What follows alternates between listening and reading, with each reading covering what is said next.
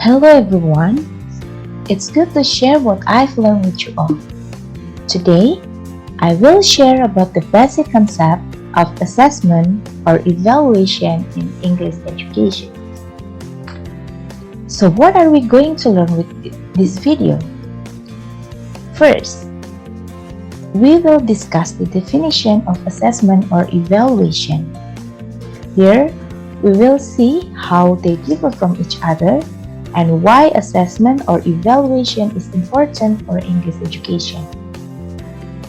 Second, we're going to discuss the characteristic of language assessment.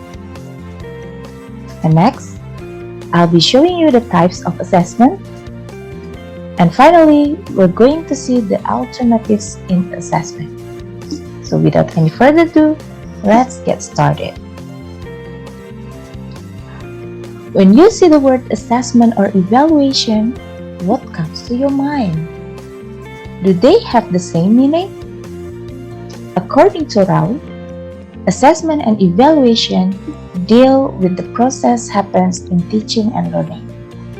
It determines assessment as a process of collecting information of a learner's progress and achievement over a period of time in order to improve teaching and learning, while evaluation is a process of judging or determining a person's performance or abilities at workplaces or in educational institutions.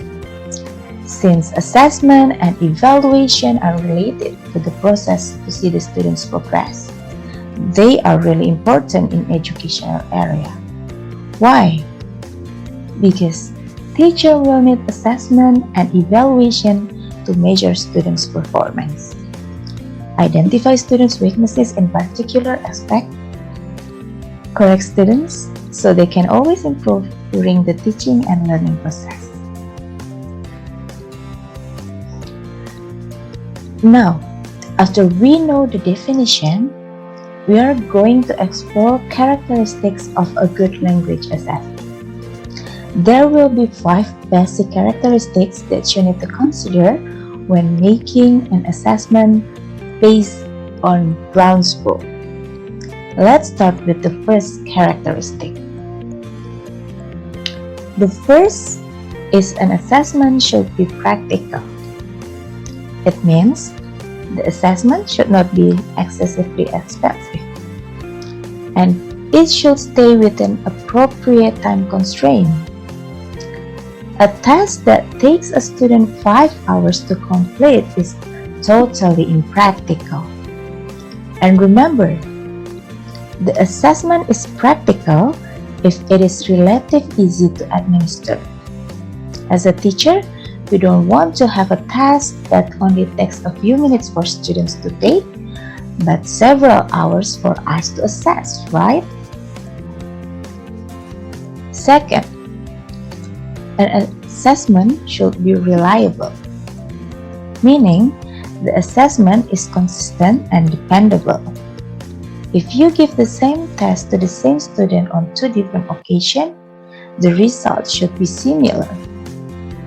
There are some factors that affect assessment's reliability.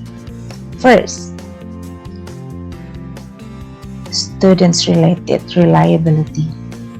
Sometimes, students' physical and psychological factor may affect the assessment reliability.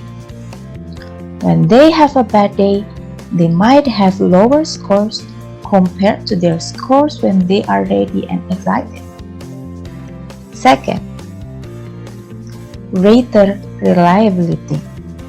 Human error, subjectivity, bias, or teacher fatigue can be one of the factors too. Just imagine a classroom teacher that has to assess around 40 tasks in short period of time. Sometimes, the standard that teacher applies for the first few tasks will be different from the last few tasks. Test reliability. Sometimes the nature of the test itself can cause measurement errors. As you can see in the picture, for example, time test may discriminate against the student who cannot perform well in the test with a time limit. The next characteristic is validity. Valid assessment means it measures accurately what we want it to measure. For instance, a valid test of reading ability must measure the reading ability, not previous knowledge in a subject, nor some other questionable relevance. The next characteristic is an assessment also needs to be authentic. The task given in the assessment should simulate the real-world task. We can assess students' reading comprehension with an article from newspaper, or assess a transactional speaking by asking them to be buyers and sellers, or assess their understanding about sequence or order by asking them to present how to make a sandwich like a chef. This one is super fun because I once tried it with my 4-year-old student. Last characteristic is washback. Washback refers to effect of an assessment in terms of how students prepare for the test, or information that washes back to students in form of useful diagnosis of strengths and weaknesses.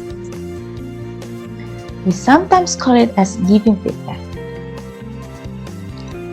Now, what should we do to enhance washback? As a teacher, encouraging and preparing the student before taking a test and giving a comment after taking a test are important. We can create positive washback for students by doing so. Don't forget to give praise for their strengths and a constructive criticism for their weaknesses.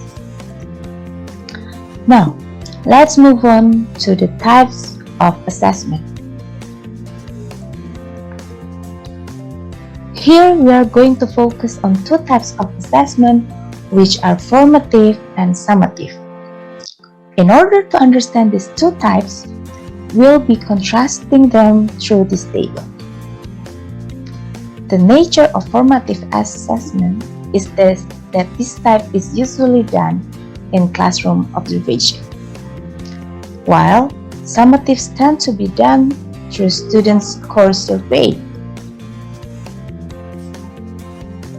The assessor of formative assessment could be the teacher and even the students, but in summative assessment, the assessors are committees or examiners. The stake in formative assessment is relatively low, while in summative assessment is high stake assessment. Next, the purpose of formative assessment is usually for providing feedback, but in summative, the purpose is to evaluate students' performance with numerical data. Next, the frequency of formative assessment is during the teaching and learning process. It is different from summative, which happen once in a semester or semester year. Last, the participants of this assessment are also different. Formative will focus to assess students, especially who have lower performance in the class, while summative assess all students.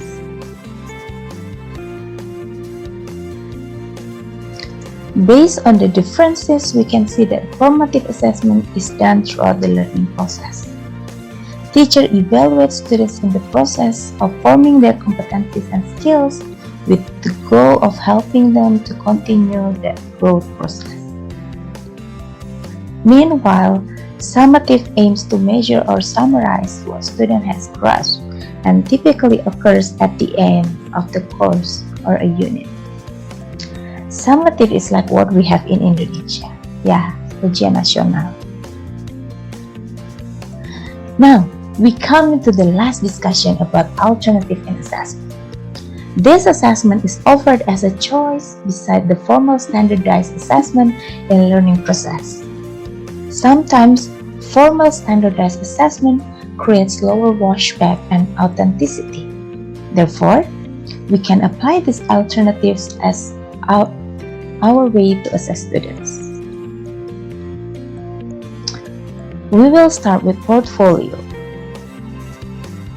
It is a purposeful collection of students' work that demonstrate their efforts, progress, and achievement in given areas. Journals. It is a log or account of students' thought, feeling, reactions, ideas, or progress towards goal. It's like diary. Usually, it is written with little attention to structure, form, or correctness. Interview. Here, teacher and student can have dialogue where teacher can give feedback or facilitate improvement towards students' work or respond to students' specific need. Observation. A teacher can do natural assessment with observation. It happens in real time without the student being aware of being observed. Yeah, and that's all the basic concept of assessment that I have shared with all of you today. And here are the list of my references. Feel free to explore more. Thank you, everyone.